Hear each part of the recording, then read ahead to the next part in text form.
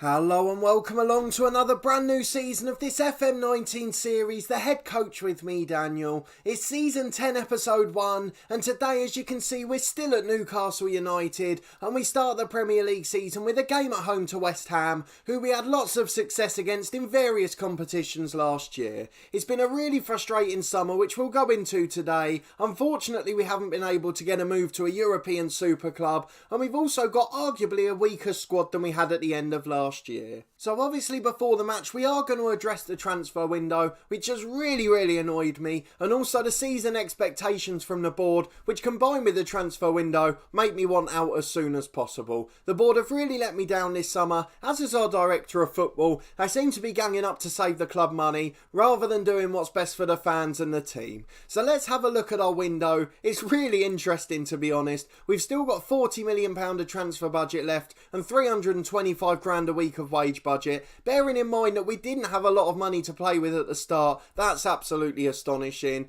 There's a loan deal going through for one of our backup keepers. He's rejected a loan offer from Fiorentina for John Suarez, who I think's on the loan list or transfer list, and then Mauricio Zia's got offers as well, but it doesn't look like those have been accepted. So let's go to the transfer history, and on the face of it you might think it's okay. Obviously one of the glaring things that pops out on the screen is the fact we've only spent 2 million more than we've recouped, which is why we've still got pretty much our whole budget left. But in terms of the sales, the 4 players that have gone, none of them were in the first 11 last year. They were all backup or squad players in positions where we had 3 or 4 options. However, none of those positions have been replaced, and we now only have 1 starting player or an occasional versatility man covering in each role. So we lost Jamal Lascelles, the 33-year-old captain. He's gone off to Fulham as he wished to. He said he wanted a new challenge and he's got that down at Fulham. So 10.5 million, not bad for a player that age. And the same for Alice Matiju, a cover at both fullbacks for us at 31 years of age now. £10 million, a brilliant deal. In terms of near the bottom of the screen, after all these loan deals, we had 2 more go out as well. Alex Iwobi back to Arsenal at 31 years of age. We got 37.5 million for him, which is an absolutely brilliant deal, but unfortunately we haven't replaced him too well either, so we could be a little bit short out on the left. And then Christian Rivera, the central midfielder, he's gone for 15 million, and he's gone over to Italy for the first time in his career to play for Lazio over there. So let's go back to look at the ins now. We've lost a central midfielder, a fullback, a centre half and a left winger. Don't forget that as we look through these. So the first is a 500 grand youngster, Marin Grange. We've been talking about him for 2.5 years. He was actually the first deal agreed after we joined the club, but because he was only 15 at the time, he'd never been able to join since. He's come along, he's a 2-star ability player, got 4.5 potential, and he's gone on loan to Grasshoppers in Switzerland, and with a year of football I think he'll do rather well and come back to be competing for the first team. The next one along is Bernard Martin. He's the big signing of the summer. He's coming from Bordeaux for £45 million, and although he's an absolutely fantastic player, he's also an advanced forward up front in a position where we've already got Florentin Bernard, Mason Greenwood and Mauricio Zia. We play with 1 up front, so I'm not quite sure what he's been signed for. He's probably just about the best of the bunch, so we may have to adapt our tactic this year. Third is a loan signing from Manchester United, and for those of you who have got the best memory among us, you may know that this is a bit of a reunion. Andrew Edwards from Manchester United, £200,000 a month. We had him on loan at Barnsley. He was a stalwart for us in the first half of the season. In the year we actually left to come to Newcastle, Barnsley ended up getting promoted, and Andrew Edwards has continued to develop, and now he's a Premier League player, and he's on loan with us on the right wing. We've already got Arzani and Lavinas out there, so he may have to cover over on the left. I'm not quite sure how we're going to make this work, as we seem to have 3 or 4 players to cover in some positions and then 1 or none in others, which makes things really quite difficult to plan for a season. So Andrew Edwards has come in. It's nice to see him again, and it's a relatively cheap deal to get a high quality player for a season. The next one is Terry Giles Shepherd, a great name that is, £4.5 million rising to 15. He's not a very good youngster. He's going out on loan again. 2-star ability, 4-star potential, again a striker striker as if we needed another one, and he'll be out on loan for the rest of this season. And then our panic signing on deadline day alongside Shepherd, our director of football's gone for Schalke's René Bazan, 22 million rising to nearly 30, and let's go and have a look at him. He's a left midfielder, can cover right midfield and left wing back, can't really play left back or left attacking wing, the two positions we actually use. So we may have to play a lopsided formation again this year at times. Those of you who follow both series may remember one we did with Torquay, where we played with a left midfielder but an attacking right winger, but again we haven't got many options at left fullback, which may make that a little bit more difficult. So he's a good player, an Argentine international, 3.5-star ability. He just doesn't fit into our formation and doesn't cover all of the positions we've lost. So we've brought in no centre-halves or full-backs. So if we take you to the squad screen now, you can see we're a little bit bare in those positions. At the back we have got Maflufi back from his loan, so he'll be the third option there. But at left back we've got absolutely no cover. Barbazan, who's unconvincing there. And at right back the only cover we've got is Ezri Konsa, but that obviously means playing our only other centre-half. We've still got two keepers, we've still got a few options in the middle, although we've obviously got no backup in central midfield. Bar John Suarez or Oliveira dropping deeper, and then on the left hand side either Mason Greenwood or Andrew Edwards is going to have to go over unless we can learn to push René Bazan further forward. We've got loads of options up front that we won't be able to use, particularly while we're playing our current formation, but we may have to adapt that as the season goes on to get the best out of the squad we've been given. Any big jobs that come up during the year we will be going after. We had interviews at Milan, Leipzig, Manchester City and Liverpool, but unfortunately none of them took us on, all opting for other candidates instead. So as the next big one becomes available, we will go and apply for it. Something that will help with that is we have been allowed to do our continental coaching badge now, so we'll be on the ladder in terms of that, and hopefully it'll push our reputation up yet further. We've only got 1 year left on our contract at Newcastle. That may encourage them to go for me over other candidates, but obviously we'll be hoping that the job we've done at the club is enough for them to see some potential in us. So if we look at the schedule, we're playing West Ham at first. We've got a really tough start to the season actually. The first 2 months we played Tottenham, Liverpool, Everton and Chelsea, all of whom have caused trouble before, and we've got the Europa League group stages this season with Thursday night football from the start of the year to look forward to. We're still going to attack the domestic cups. The Carabao Cup and FA Cup still the best chance of us getting a trophy, and we certainly want to keep adding to the cabinet to make ourselves attractive to potential suitors. So let's go and look at the dynamics page to see how we stand at the moment. Everything's pretty much excellent. Suarez should be on his way shortly, although he's disappointed the director of football didn't let him join Fiorentina. The young keeper's going to be off soon, so that one's going to be irrelevant. And Joe Gomez wants to join Man United. I'm guessing our director of football rejected an offer for him as well. So in terms of our tactic, we haven't changed anything just yet. We're going to start with the formation we had, but we're going to have to think about that as the season goes on. As today, for example, we have no backup left back and Jamal Lewis is out injured. So I'm going to try and hash together an 11 for today, and we'll be back in a moment with news of the lineup. Right, we've hashed together a lineup, so we're back for the first Premier League game of the season. We're at home to West Ham, who we obviously played in the Europa League semi-finals last season, as well as the last league game actually. So 4 of our last 6 competitive games were against West Ham. That's going to make things a little bit weird to start off the season. We're 50 short of capacity. I'm not quite sure of the reason for that, but let's look at our lineup for today, as we're slight favourites for this first game. We've got David Raya in goal. It's a very familiar lineup. Only Bernard Martin's come in with Andrew Edwards. They're both on the bench today. And then we've obviously got René Bazan covering at left back, as there's literally no one else available in the squad. That's going to make things quite difficult for us as the season goes on, particularly as Jamal Lewis often comes back from international duty knackered. But for today we'll worry about getting the win, and then we'll think about the rest of the season after that. We've got David Raya in goal. I think I mentioned that already. Joe Gomez and Bazan are the fullbacks, the only debutant today at left back. We've got Konsa and Yanderson in the middle as usual. Douglas Luiz in his Segundo Volante role, and then Gilmore in central midfield. We've got Barrett, Oliveira and Arzani as a 3-man creative force behind Florentin Bernard up front, and then the 2 other new signings on the bench. Hopefully they'll make their debuts today.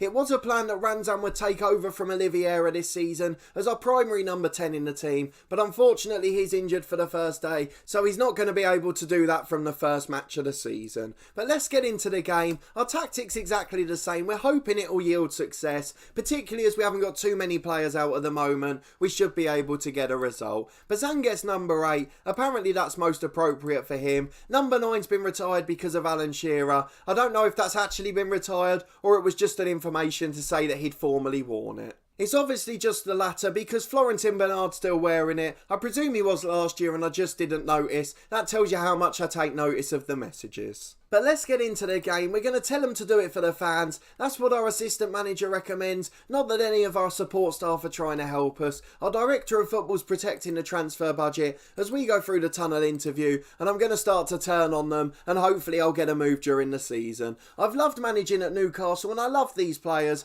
but I feel like we've got to the end of the line now. Our board isn't letting us progress as they're not giving us a budget to compete, so we're never going to move up from that 5th or 6th place, and as we get to the Europa League final last year, we're not going to have the chance to go one better this time. Billy Gilmour has a free kick from the right side of the box. It just goes over the bar, and with 5 minutes gone it remains goalless, but we've probably just edged the game. It's Billy Gilmour with an identical free kick, 10 minutes gone this time. He puts it wide this time rather than over, and it's out for a West Ham goal kick. Half an hour gone, West Ham have picked up an early injury in central midfield. Seb Quirk's come on for them, and remarkably we haven't had a shot on target in the game yet. What a high quality start to the season it's been. Arzani coming over halfway though, can we change that now? Oliveira to the edge of the box, finds Florentin Bernard, but he puts it just wide of the post, and there's still not been a shot on target. It's a free kick at the back for Konza, takes it from the halfway line to Gilmour. He finds Oliveira, can we find that bit of quality? Arzani 25 yards out, goes for an ambitious effort,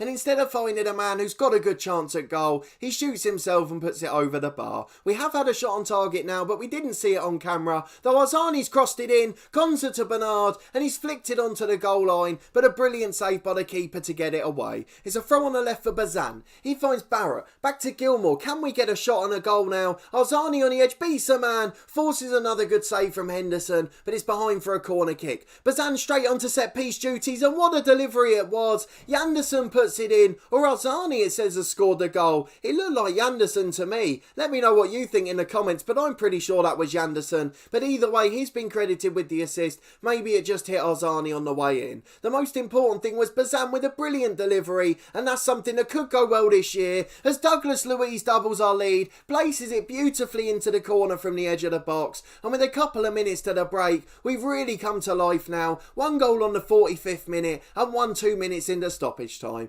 It's 2-0 at the break, and we're going to win at the start of the season, and what a flurry of action that was at the end of the half. Let's go and talk to the lads, tell them what we think. We're delighted to be 2-0 up. The first 40 minutes was awful, but we'll tell them not to get complacent and make sure we replicate it in the second half. It does mean we can probably bring on the 2 new signings in this one, just to make sure they get a bit of football. We have no backup players in the defensive areas, so we're not going to be able to do that this year. 5 minutes into the second half, it's West Ham with a defensive throw-in, and Bernard's nicked it off them and crossed it in, but no one was there to get on the end of it. It falls back to Barrett at the edge though, one touch onto his right foot, and a brilliant low finish into the bottom corner. Beats the keeper in his near post, but in truth he had no chance, and we lead 3-0, and I'm suddenly a little bit happier. It's Martinez from the kick-off for West Ham, down the left-hand side to Bashir, and we're just containing them brilliant now. They've still not had a shot at all in this game. They're in now though, that's about to change, but David Raya comes to life with a brilliant reflex save. What a wonderful bit of work by the keeper.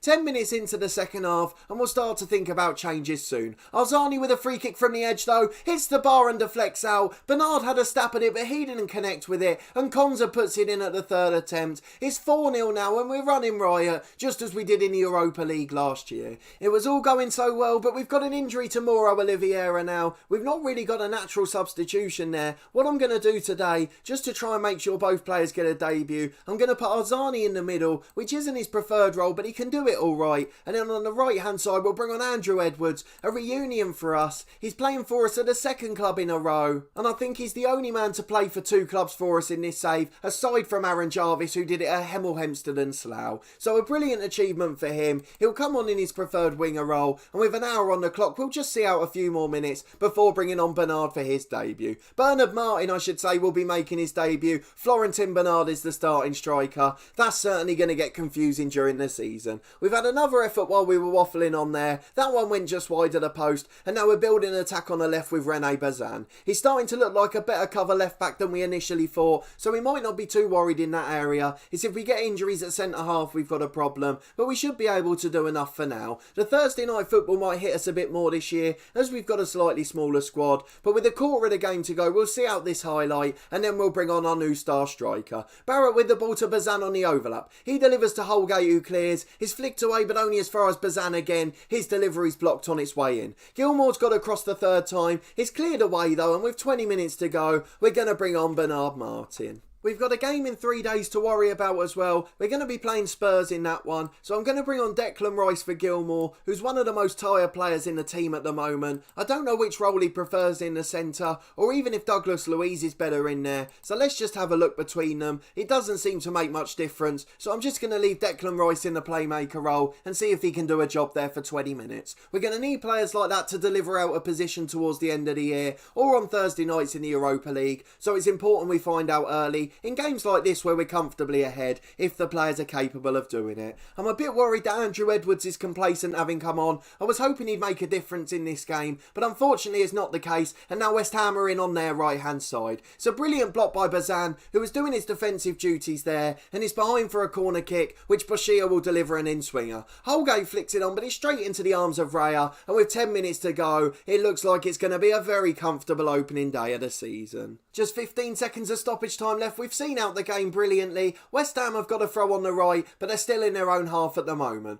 Augustin charges over. He's running through all of them, but the final whistle goes, and we came out of the traps brilliantly. 4 goals in 10 minutes, 2 just before the break, and 2 just after it. What a wonderful performance and a brilliant start to the season, and hopefully we can keep our squad fit this year and compete for another top 6 finish. We've got a tough game against Spurs in midweek, who still have Horace Stewart and Harry Kane up top. But for now, we'll enjoy our dominant win and hope that Oliveira's injury isn't too bad. So let's go and have a look at that. 3 weeks with a twisted ankle, not absolutely disastrous, and a position we've got a little bit of cover, but once we get into our Europa League campaign, we really won't be able to account for any injuries. So as you can see there, Ranzan should be back for the next game anyway, which means that it's just like for like in that position. Bazan makes his debut and he was fantastic and started it all off with his delivery for the first goal. We'll deal with the press conference off camera and go and praise Janderson off it too. But let's have a look at the schedule for a game that tickles our fancy towards the end of September, once we've got into the season and settled down. So obviously by the time you come back, we'll be well into the Europa League group stages. We'll probably have just played our Carabao Cup third round tie, and unless that's against a monstrous team, I'm not going to show it on camera. So I might come back for that Chelsea game on the 25th of September.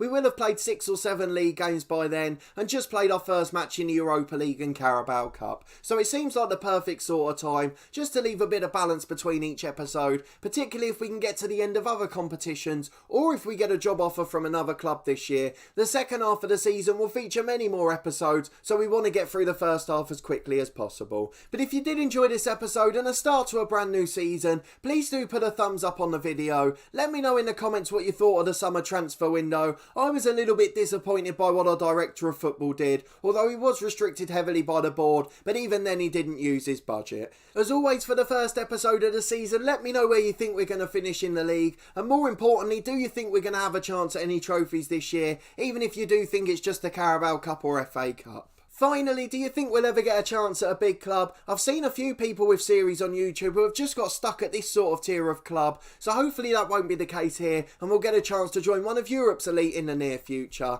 But subscribe to the channel for daily FM19 content from my 2 long-term stories, this one The Head Coach and my other One Club series with Torquay United, where we try to take them to the top of European and domestic football. There's also weekly content on the channel from some other sports games that I'm looking forward to trying. The first of those is Snooker 19. Episode 4 of that one was out yesterday, and that series will continue every Friday until the start of June and the release of Cricket 19. But a massive thanks for watching and your continued support with the series as always. I really do greatly appreciate it, and we'll see you next time for another big Premier League game where hopefully we'll still be flying high.